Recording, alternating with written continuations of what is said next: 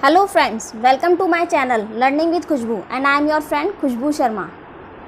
तो जैसा कि आपको पता ही है कि मेरी इंग्लिश पेडागोजी की एक सीरीज़ चल रही है जिसमें मैं कंटेंट रिलेटेड आपको वर्क करा रही हूँ। तो उसमें आज ये मेरी 5th वीडियो है। अगर आपने वो पहले की 4th वीडियो नहीं देखी हैं तो ऊपर आई बटन पर वीडियो का लिंक आ रहा है, प्लीज़ देख लीजिएगा। ओके, तो चलिए ज़्यादा टाइम वेस्ट ना करते हुए स्टार्ट करते हैं। तो जैसा कि कल मैंने आपको स्किल के बारे में करवाया था, आज मैं कुछ थ्योरिस्ट लाई हूँ जिनकी थ्योरीज रिलेटेड है लैंग्वेज पेडागोजी से, और ये बहुत ही इम्पॉर्टेंट है। इसलिए मैं आज इन थ्योरिस्ट के बारे में आपको बताने के लिए आज ये स्लाइड्स लेके आई हूँ। तो please concentrate on this. Okay, तो स्टार्ट करते हैं।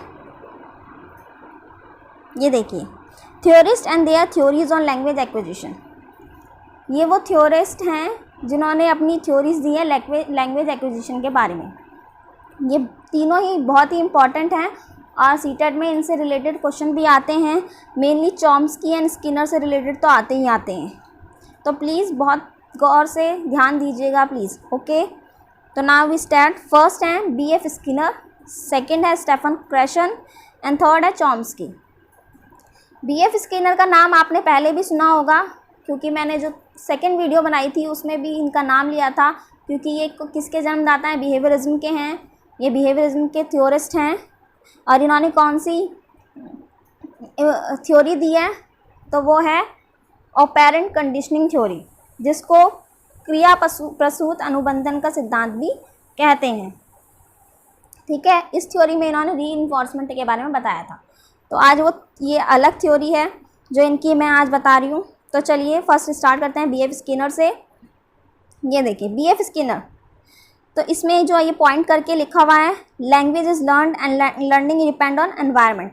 तो इनका कहना था कि लैंग्वेज को याद कर सकते हैं, सीख सकते हैं, बट कैसे? एनवायरनमेंट के थ्रू।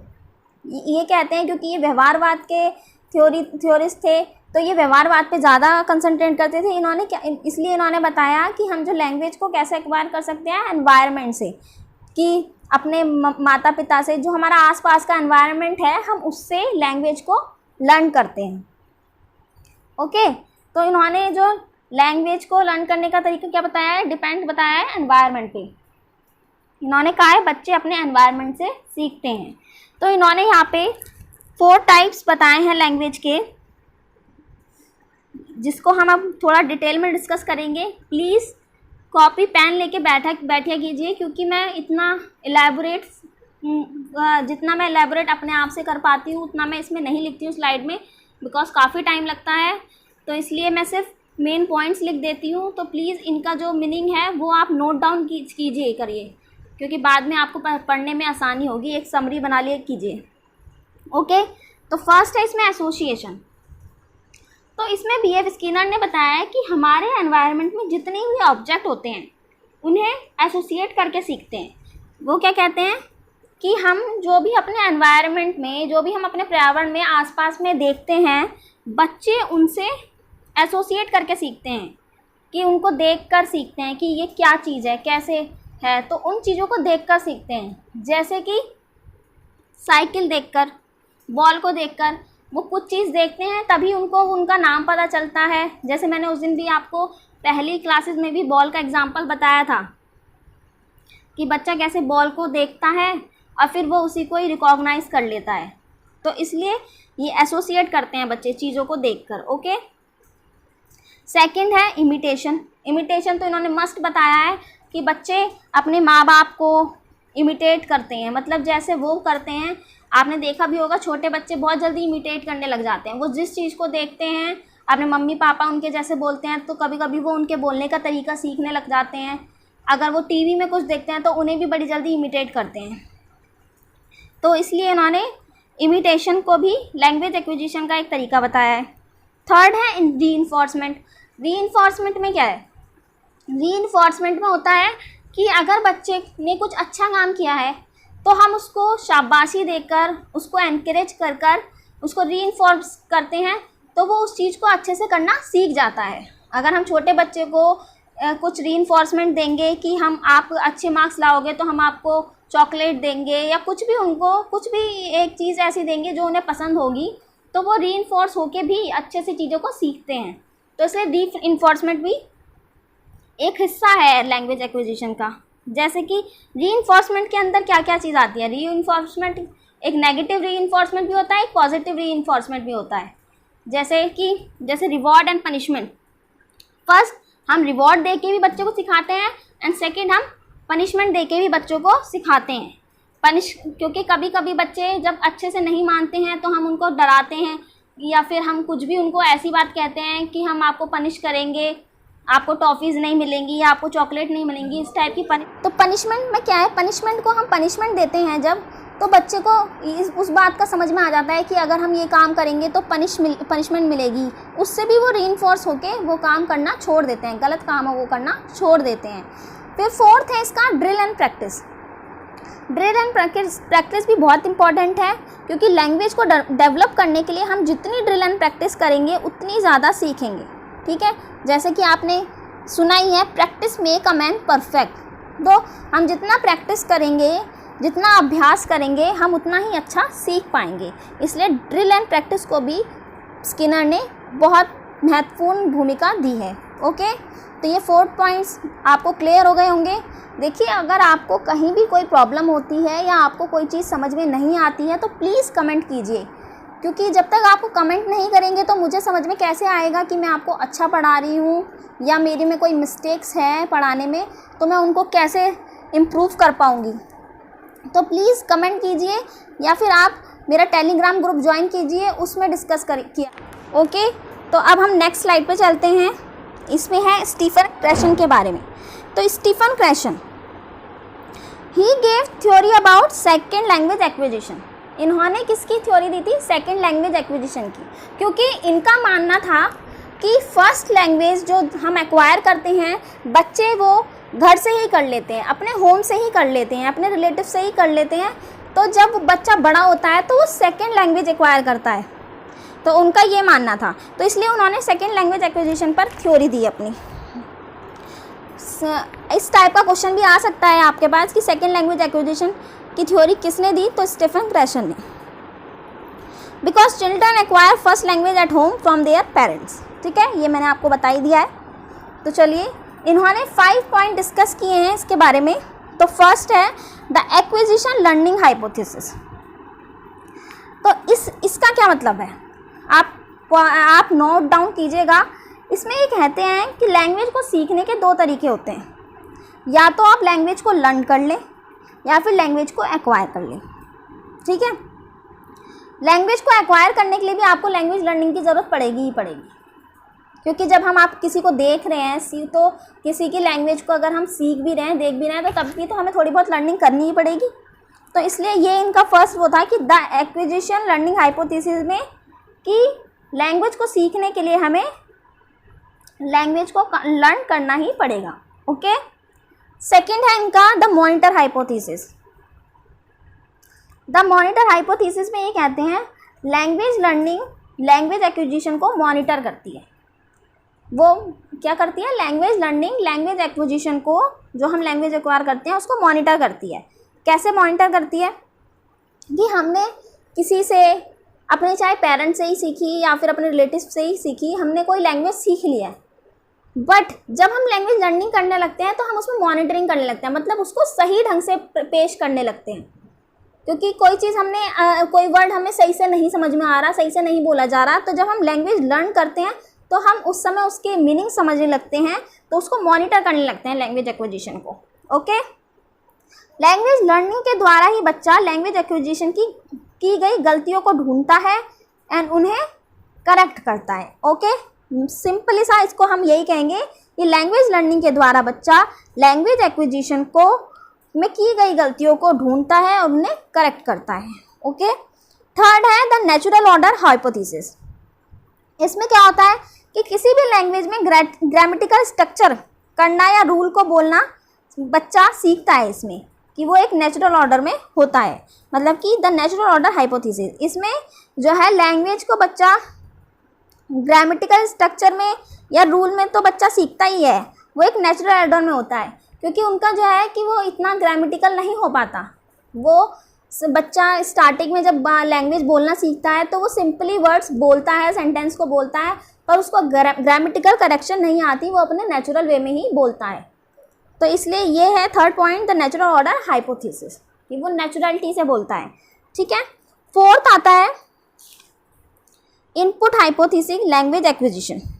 ठीक है, तो इसमें क्या होता है, इनपुट हाइपोथेसिस में लैंग्वेज एक्विजिशन पर अप्लाई करता है। इनपुट हाइपोथेसिस क्या करता है, लैंग्वेज एक्विजिशन पर अप्लाई करता है, लैंग्वेज लर्निंग पर नहीं। ये जो है इनपुट हाइपोथेसिस लैंग्वेज एक्विजिशन पर तो अप्लाई है, एक्वायर जो लैंग्वेज एक्वायर करते हैं उनमें तो अप्लाई करता है ये, बट लैंग्वेज लर्निंग पर नहीं करता। The learner needs comprehensible input, जिसमें वो अपनी प्रायर नॉलेज को कनेक्ट कर पाए।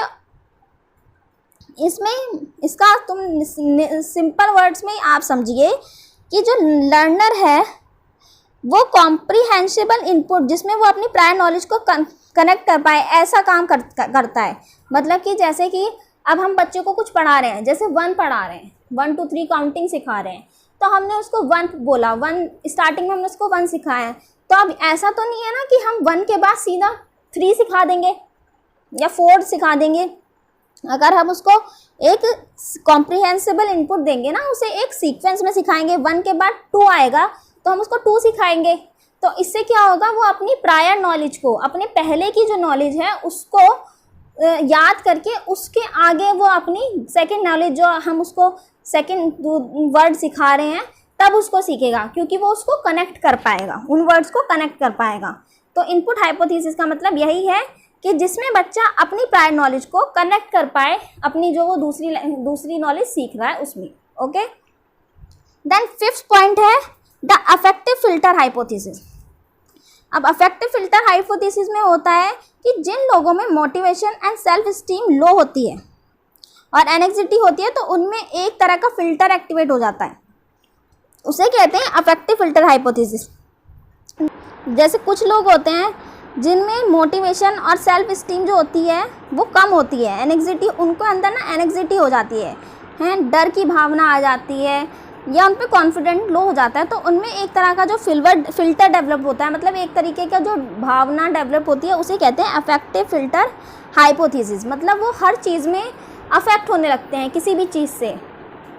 ठीक है, इन लोगों में ये फिल्टर बहुत हाई रहता है, इसलिए ये उसमें कॉम्प्रिहेंसिबल इनपुट को आने ही नहीं देती। मतलब कि उनमें इतना ये चीज़ इतनी हाई लेवल पे हो जाती है कि वो किसी चीज़ को समझने चाहते ही नहीं है, अपनी नॉलेज से कनेक्ट करना नहीं चाहते हैं। ठीक है, तो ये था स्टेफन क्रैशन का सेकंड लैंग्वेज एक्विजिशन। देन उसके बाद नेक्स्ट है चॉम्स्की। चॉम्स्की आपको पता ही है, ये बहुत फेमस थ्योरिस्ट हैं और इन्होंने जो पर अपने जो थॉट दिए हैं, इनके जो थॉट्स थे वो स्किनर से बिल्कुल विपरीत थे, बिल्कुल अलग था इनका व्यू। ठीक है, जैसे स्किनर कहते हैं ना कि हम अपने एनवायरनमेंट से सीखते हैं, बट इन्होंने उसको बिल्कुल ही अपोजिट कहा है। उन्होंने कहा कैसे हम अपने एनवायरनमेंट से सीखते हैं, क्योंकि ये कहते हैं कि बच्चे कभी कभी बच्चे कुछ ऐसी चीज़ भी सीख जाते हैं जो उनके माँ बाप नहीं बोलते या फिर उनके रिलेटिव्स नहीं बोलते, वो कुछ ऐसी अलग चीज़ें भी सीख जाते हैं। तो इसलिए उन्होंने इस चीज़ को बिल्कुल अलग बताया है कि एनवायरनमेंट से या बच्चे इमिटेट नहीं होते अपने पेरेंट्स से। ठीक है, तो इनका कहना ये था। He said know learning required for language development. इन्होंने कहा कि हमें लैंग्वेज डेवलप करने के लिए कोई भी लर्निंग की ज़रूरत नहीं है। ठीक है, इनका कहना था कि बच्चे लैंग्वेज अपने आप से सीख जाते हैं, किसी और का बोलना या पढ़ना देखकर नहीं। कि वो कहते हैं कि बच्चे जो लैंग्वेज सीखते हैं वो अपने आप से सीखते हैं, ना कि किसी और से, किसी और को देख के इमिटेट होकर। He said that child need inborn capacity to acquire knowledge. ये कहते हैं कि चाइल्ड के, बच्चे के अंदर इनबॉर्न जन्मजात कैपेसिटी होती है लैंग्वेज को एक्वायर करने की। ओके, इस कैपेसिटी को चॉम्स्की ने लैंग्वेज एक्विजिशन डिवाइस का नाम दिया है। उन्होंने जो इनबॉर्न कैपेसिटी है बच्चों के अंदर, इसको नाम दिया है लैंग्वेज एक्विजिशन डिवाइस। ठीक है, तो लैंग्वेज एक्विजिशन डिवाइस के द्वारा बच्चे में एक यूनिवर्सल ग्रामर आ जाती है। LAD मतलब लैंग्वेज एक्विजिशन डिवाइस। ये फोर्थ पॉइंट मैं आपको समझा रही हूँ, ये बहुत इंपॉर्टेंट है कि लैंग्वेज एक्विजिशन डिवाइस के द्वारा बच्चे में एक यूनिवर्सल ग्रामर आ जाती है। आपको पता होगा चॉम्स्की ने यूनिवर्सल ग्रामर पे भी एक थ्योरी दे रखी है। तो प्लीज़ देखिएगा उसको भी थोड़ा पढ़िएगा, क्योंकि कभी भी लैंग्वेज में मैं आपको पढ़ा तो इंग्लिश पेडागोजी रही हूँ, बट ये सब में सब सब्जेक्ट्स में जो पेडागोजी से रिलेटेड सब्जेक्ट हैं उन सब में ये बहुत इंपॉर्टेंट है, ये वाली तीनों थ्योरीज, क्योंकि ये इंग्लिश से ही रिलेटेड नहीं है, ये सारे सब्जेक्ट की पेडागोजी की लैंग्वेज पेडागोजी से रिलेटेड है। ओके, तो ठीक है, आज के लिए बस इतना ही। जल्दी से अब इसको रिकैप्चुलेट कर लेते हैं। फर्स्ट हमने सीखा थ्योरीज एंड थ्योरिस्ट के बारे में। वो 3 थ्योरिस्ट थे, बी.एफ. स्किनर थे, स्टेफन क्रैशन एंड चॉम्स्की।